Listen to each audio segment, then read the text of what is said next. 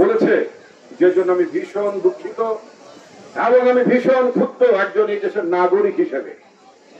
প্রতিটি শহীদ পরিবার তার এই ধৃষ্টতামূলক বক্তব্যে ক্ষুব্ধ হওয়ার কথা। এই বদমাইশটা বলেছে তথাকথিত হত্যাকাণ্ড, এই যে দেশে মামলা মোকদ্দমা হচ্ছে, যে জাহাঙ্গীরের হত্যাকাণ্ডের জন্য মামলা হবে না, অনেক শহীদ পরিবারের জন্য মামলা হবে না। একটি ছেলে আমার সামনে দেখা করে গেল, আমাদের অনেককে ছবি দেখিয়ে গেল, এই যে ওর গায়ে গুলি লেগেছে না, আরো অনেকগুলো পরিবারের কাছে গিয়েছি, এই যে ছেলেটা দেখা, এই যে ছেলেটা যে কিভাবে গুলি লেগেছে, এই গুলিগুলো কিভাবে আসমানি আসমানি গুলি এসেছে, গুলি তো কেউ করেছে, কে করেছে? হয় পতিত স্বৈরাচারের দুর্বৃত্তরা, আওয়ামী লীগ যুবলীগ তারা করেছে, অথবা পুলিশ করেছে।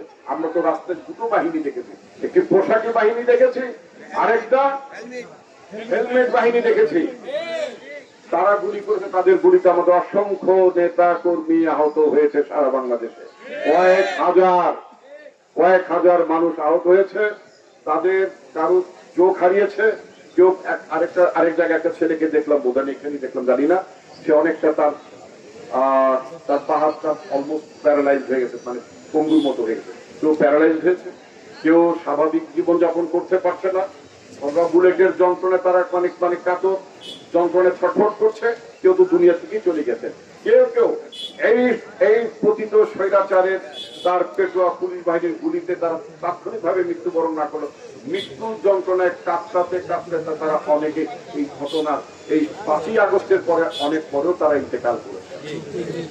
তো এই ঘটনাগুলোকে এই পতিত স্বৈরাচারের সহযোগীরা বলছে তথাকথিত হত্যাকাণ্ড, অর্থাৎ এটাকে তারা হত্যাকাণ্ড বলতে চায় না। এতগুলো মানুষ, শত শত মানুষের জীবন তারা কেড়ে নিল, সেটা নাকি হত্যাকাণ্ড না, এটা নাকি তথাকথিত হত্যাকাণ্ড। এই বদমাইশ গুলো কি করা উচিত? এগুলো কি হওয়া উচিত? ওদের জননীর কি হওয়া উচিত? তাই তো এই সমস্ত দুর্বৃত্তগুলো যারা হত্যাকাণ্ডের সাথে যারা জড়িত ছিল, সেটা হুকুম পালন করার মধ্য দিয়ে, সেটা পোশাকের তিনি আইজি সাহেব হন আর তিনি ডিআইজি হন, সেই দিন চলে গিয়েছে, ওই দিন আর ফেরত আনবো না। এই জালেমি দিন আর বাংলাদেশে ফেরত আনা হবে না। যারা পোশাক পরে, যারা এই দেশের মানুষের পয়সা দিয়ে বুলেট কেনা, সেই বুলেট যারা জনগণের বুকে মেরেছে, সেই পুলিশ আমরা চাই না। আমরা কোন দানব ঘাতক পুলিশ আমরা চাই না। এবং পুলিশ বাহিনীর প্রধান, তার কাছে আমার দাবি, এখানে যদি প্রিন্ট মিডিয়ার কেউ থাকেন, ইলেকট্রনিক মিডিয়ার কেউ আছেন, আমি দেখছি, তো তাদের মাধ্যমে জানাতে চাই, শুধু থানার ওসি বদলালে চলবে না, দারোগা সাহেব বদলালে চলবে না, ওসি আর এসপি সাহেব, ডিআইজি সাহেব বদলালে চলবে না। এই বিভিন্ন ঘটনা, এই যে মাধবদীর ঘটনায় কারা দায়ী ছিল, তখন তিনি কে ওসি ছিলেন, এডিশনাল এসপি অপারেশনের দায়িত্ব কে ছিলেন, এসপি সাহেব কে ছিলেন, ঢাকা রেঞ্জের ডিআইজি সাহেব কে ছিলেন, কোন পুলিশ কোন দারোগা গুলি করেছে, প্রতিটি ঘটনার ফুটেজ কিন্তু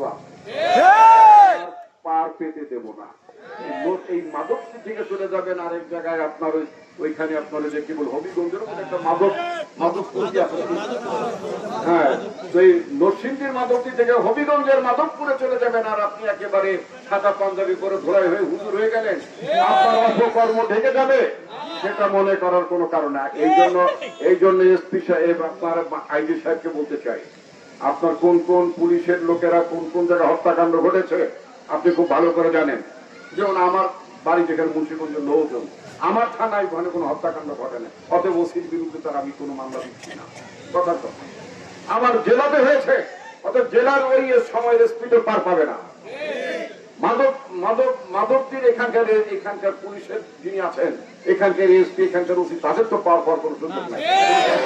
কিভাবে এরা আহত হলো, কিভাবে এই হত্যাকাণ্ডের সাথে যারা জড়িত ছিলেন, যারা হত্যাকাণ্ড সংগঠিত করেছেন, তাদের প্রত্যেককে আলাদা করে ফেলতে হবে, সোজা কথা।